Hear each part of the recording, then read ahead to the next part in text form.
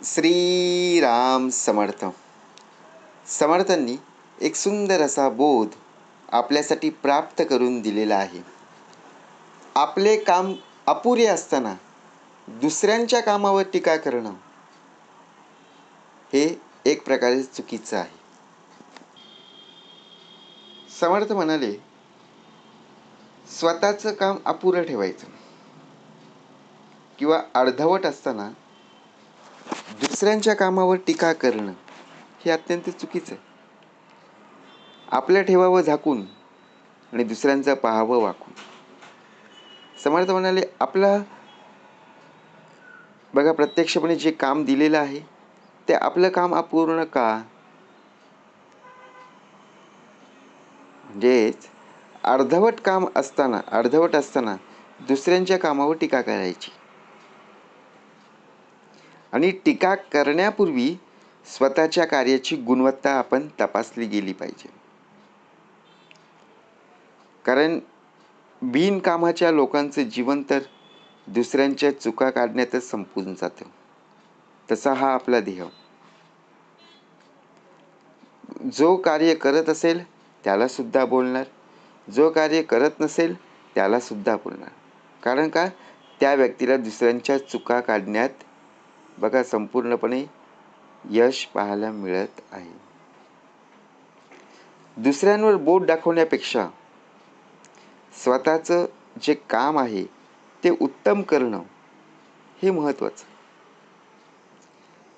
दुसऱ्यांच्या कामातील आपण त्रुटी शोधत असतो, दोष शोधत असतो, परंतु स्वतःच्या कामाची आपण अपूर्णता तपासली गेली पाहिजे. ज्याप्रमाणे आपल्याला आत्मपरीक्षण करण्याची सवय असणं गरजेचं आहे की आपण कुठे कमी पडलेलो आहोत किंवा आपल्याला पुढे नक्की काय करायचं आहे याचं आत्मपरीक्षण करणं खूप महत्त्वाचं आहे. जेव्हा आपण एखाद्याच्या कामावर टीका करतो तेव्हा आपण स्वतः परिपूर्ण असणं गरजेचं आहे. तरच आपण टीका करू शकतो ना. आपण प्रत्यक्ष ते काम पूर्ण केलेलं नाही, बरोबर की नाही? आपण काम केलं का? नाहीये. पण दुसऱ्यांना आपण दोष का द्यायचा? म्हणून समर्थ म्हणाले, वास्तविकता अशी आहे की बऱ्याचदा आपली स्वतःची कामं आपण अर्धवट किंवा अपूर्ण ठेवत असतो. आणि टीका करण्यापूर्वी स्वतःला विचारा की मी यापेक्षा चांगलं काम केलेलं आहे का किंवा करू शकेन का? हे परनिंदा थांबवून स्वविकासावर म्हणजे स्वतःच्या विकासावर लक्ष केंद्रित असणं खूप गरजेचं आहे. म्हणून समर्थांनी सुंदर भाग दिलेला आहे. एक गाव होतं. त्या गावामध्ये एक लहान मुलगा होता. त्याला गायनाची आवड होती. आपल्या एका शिष्यासोबत जुन्या इमारतीच्या दुरुस्तीचं काम पाहत होता. बघा, साधारण शाळेमधला मुलगा, तसं म्हणायला गेलं तर कॉलेजमधला, त्याच्याच मित्रासोबत त्याच्या जुन्या इमारतीच्या दुरुस्तीचं काम पाहायला गेला होता. तिथे एक कारागीर भिंत बांधत होता. तो मित्र बघा प्रत्यक्षपणे जो गायक होता त्या कारागिराच्या कामावर टीका करू लागला. हे किती चुकीचं काम आहे, भिंत सरळ नाही, असे अनेक प्रकारचे प्रश्न करू लागला. कारागिराने शेवटी शांतपणे उत्तर दिले. त्या गायकाचं संपूर्णपणे ऐकून घेतलं.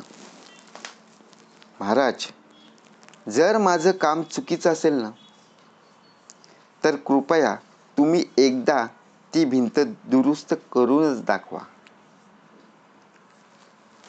आता ती व्यक्ती म्हणजे जो मुलगा होता तो गायन क्षेत्रात बघा गाण्यामध्ये हुशार होता,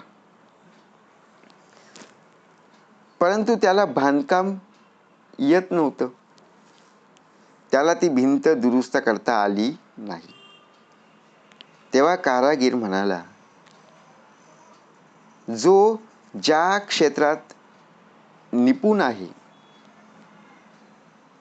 ज्या क्षेत्राबद्दल त्या व्यक्तीला माहिती आहे, त्याला त्याचं काम करू द्यायचं. दुसऱ्याच्या कामावर टीका करणं खूप सोपं असतं. बोलायला सर्व सोपं असतं.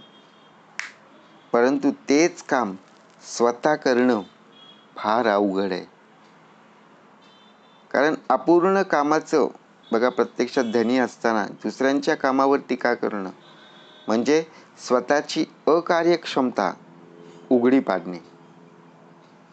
आता स्वतःच्या कार्यात सुधारणा करण्याऐवजी इतरांच्या चुका शोधण्यातच बघा वेळ वाया घालवू नये. म्हणून समर्थ म्हणाले, ज्या प्रकारे आपलं काम अपूर्ण असताना आपण दुसऱ्यांच्या कामावर का टीका करतो? नाहीच केलं पाहिजे ना.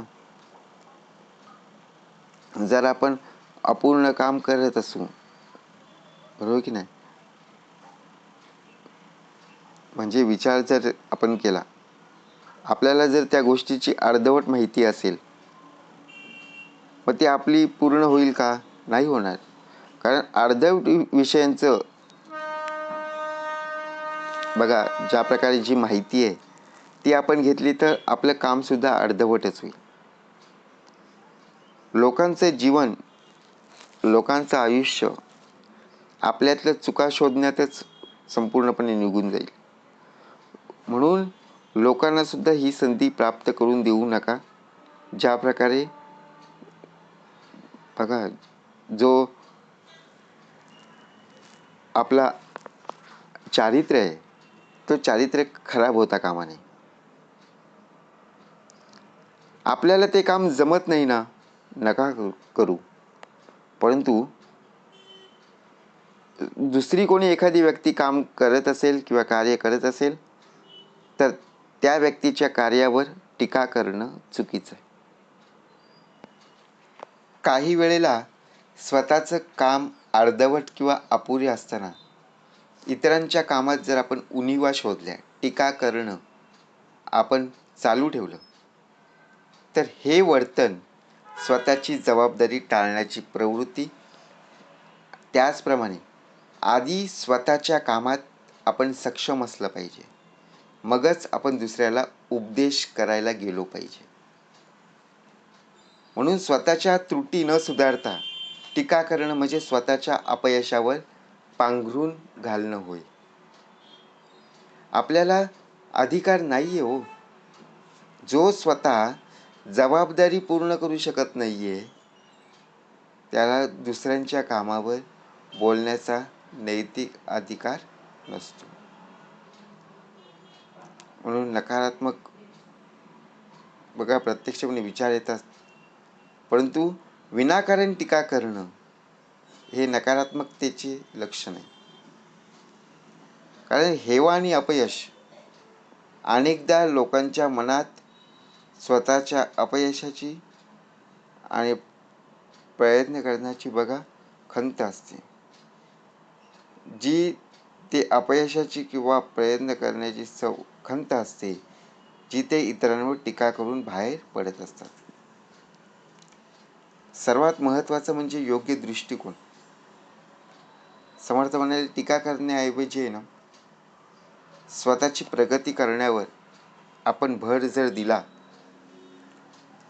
तर लोकांना बघा प्रत्यक्षपणे लोकांच्या पुढे पुढे जाऊन लोकांवर टीका करू शकत नाही. समर्थ म्हणाले, आधी केले मग सांगितले. हे तत्व आपण पाळलं पाहिजे. दुसऱ्यांवर टीका करण्यापूर्वी आपल्या कामाचं बघा प्रत्यक्षपणे आत्मपरीक्षण करणं फार महत्त्वाचं आहे. जर आपण आपल्या कामामध्ये सातत्यपणा ठेवला नाही, आपण आपल्या कामाचं आत्मपरीक्षण केले नाही, कुठलंही तत्व पाळलं नाही, समर्थ म्हणाले दुसरी लोक आपल्यावर टीका करणारच.